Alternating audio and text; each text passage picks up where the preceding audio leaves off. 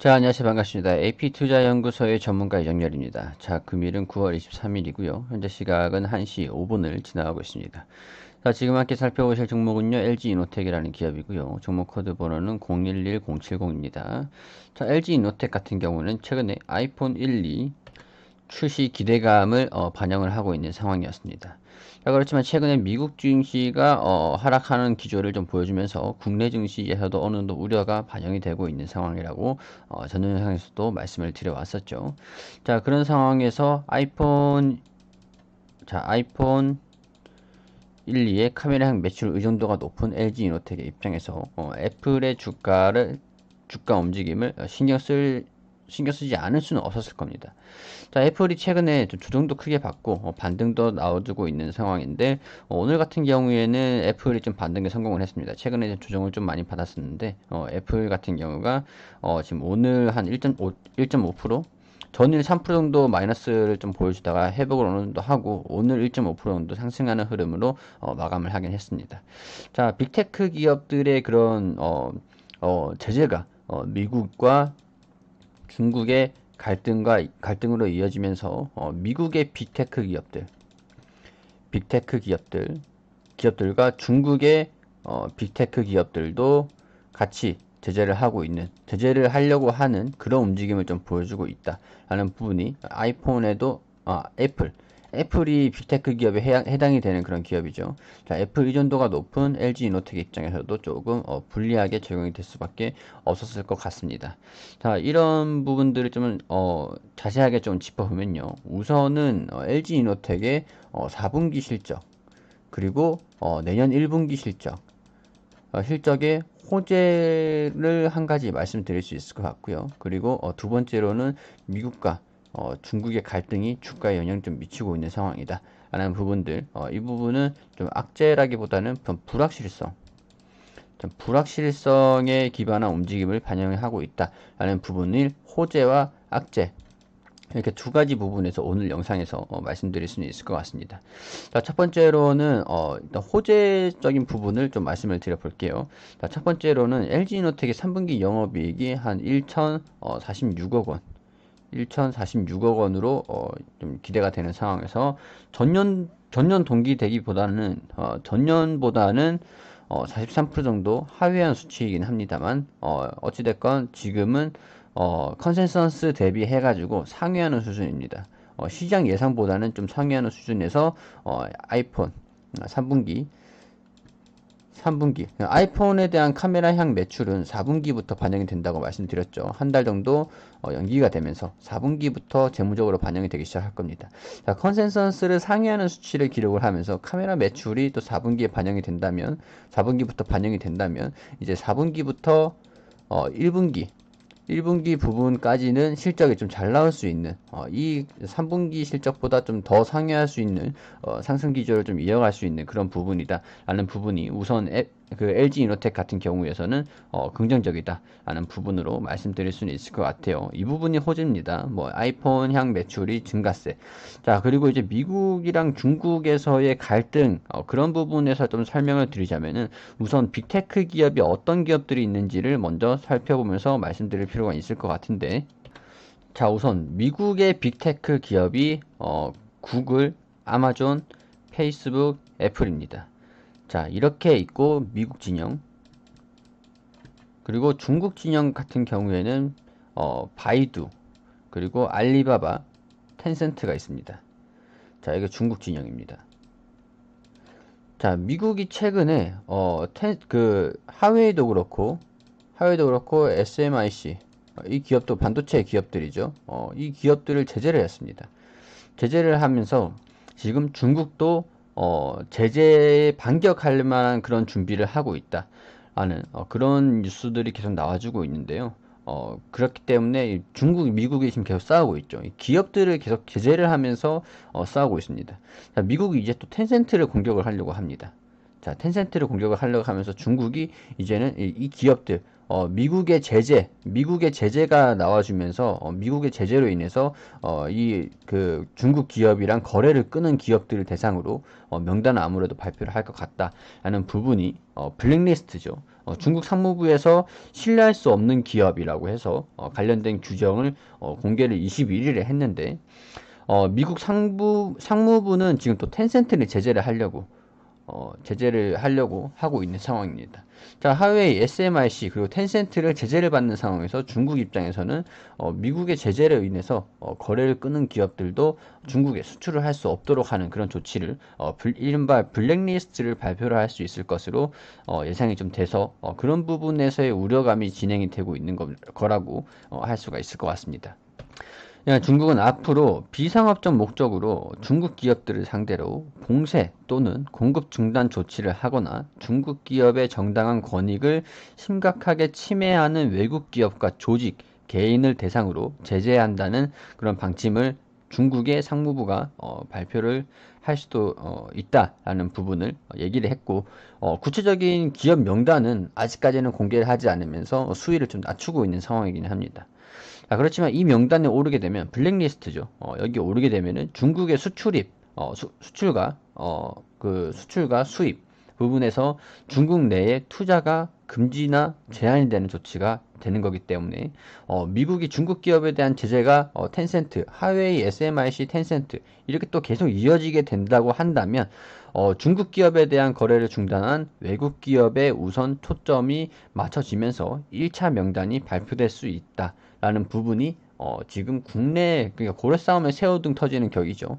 국내 기업들한테도 조금 불안감으로 다가오고 있는 그런 상황입니다. 자, 이런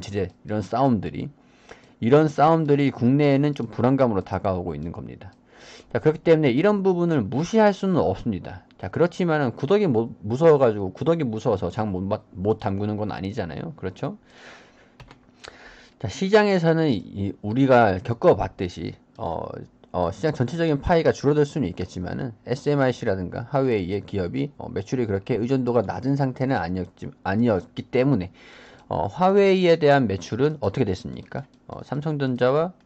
삼성과 SK하이닉스의 매출이 끊기게 되는 그런 상황이 생겼죠.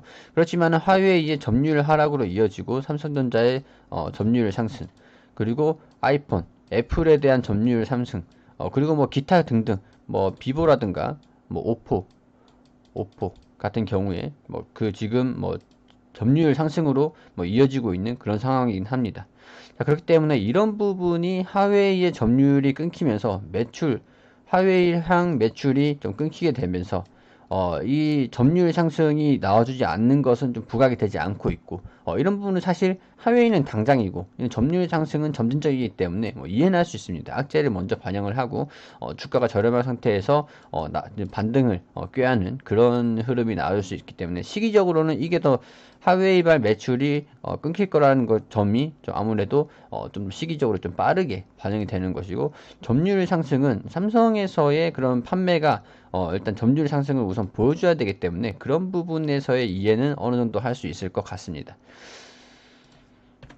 자, 그렇지만은 단편적인 부분에서 본다면 하웨이의 거래가 끊겼다는 것은 끊겼다는 점만 보기는 무리가 있겠죠. 경제라는 것이 사이클이 있고 이런 부분을 채워주는 반사적인 이익이 있는데, 이런 반사적인 이익은 상관을 하지 않고 지금 반영이 되고 있는 부분이다 라는 부분들 확인을 해보면은 우리 하웨이에서의 제재를 그동안 겪어왔습니다. 지켜봐 왔죠.